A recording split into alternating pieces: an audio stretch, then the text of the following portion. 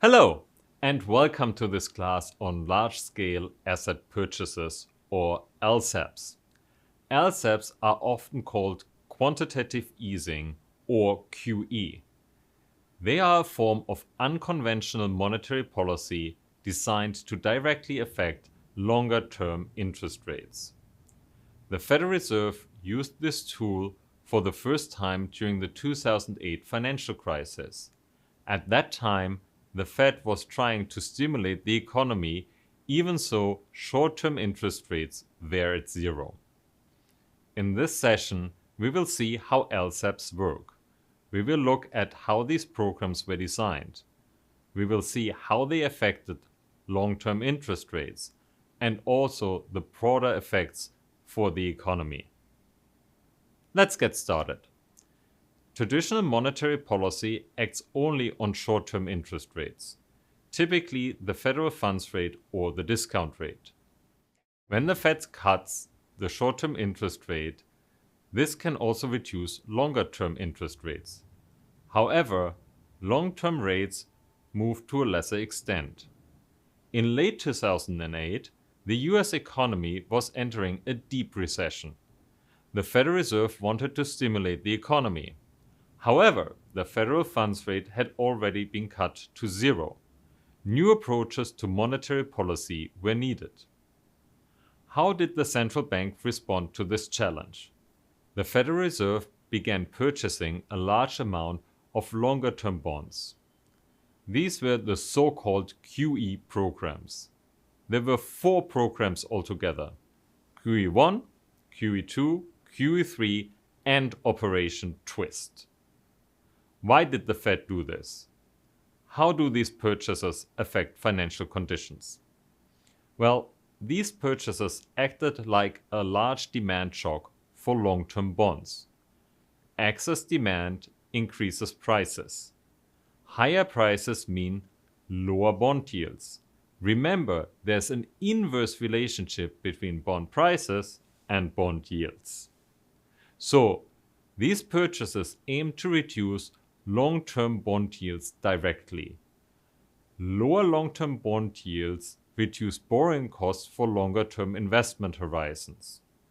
This should kickstart investment and economic activity.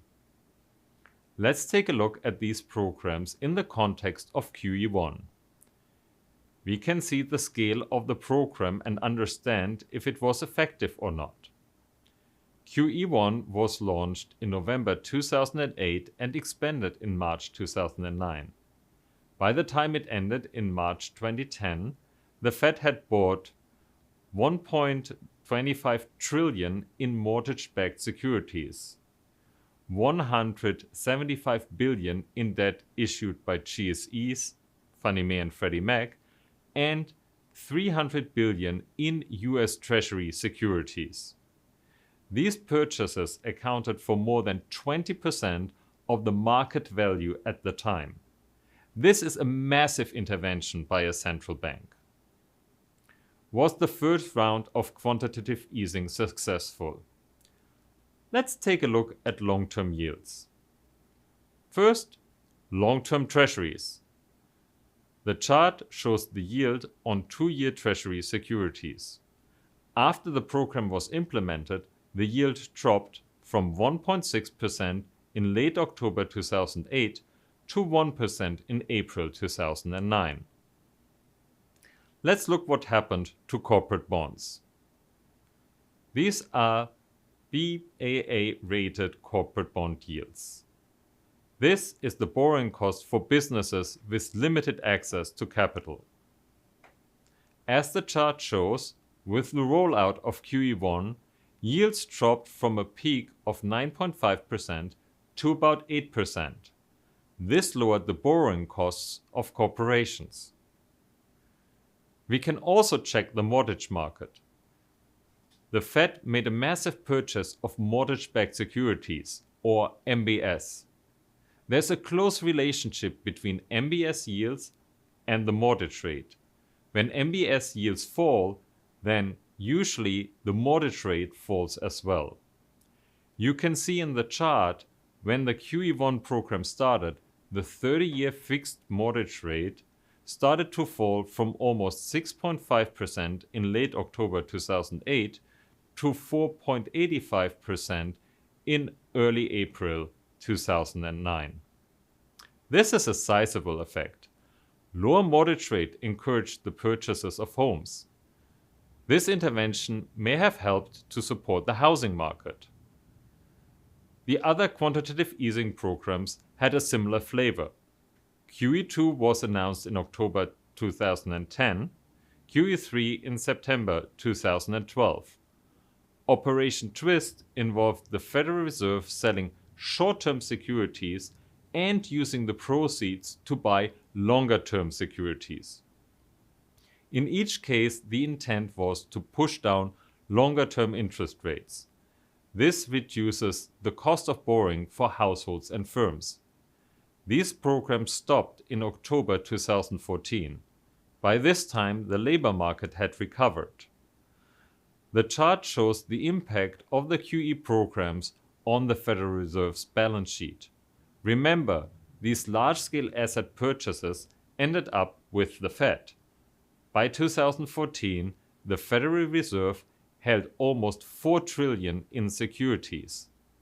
These were mostly US Treasuries and MBS. This was a dramatic expansion in the balance sheet relative to the period before the 2008 financial crisis. Large-scale asset purchases were also part of the Federal Reserve's response to the COVID-19 pandemic. In March 2020, the FOMC announced that the Federal Reserve will continue to purchase Treasury securities and agency mortgage-backed securities in the amount needed to support smooth market functioning and effective transmission of monetary policy to broader financial conditions. This program was another open-ended commitment to support the economy. What have we learned in this class? First, when short-term interest rates are at 0%, the Federal Reserve can use large-scale asset purchases or QE to conduct monetary policy. Second, large-scale asset purchases can target longer-term interest rates. Third, large-scale asset purchases reduce the cost of credit for consumers and corporations by lowering long-term interest rates.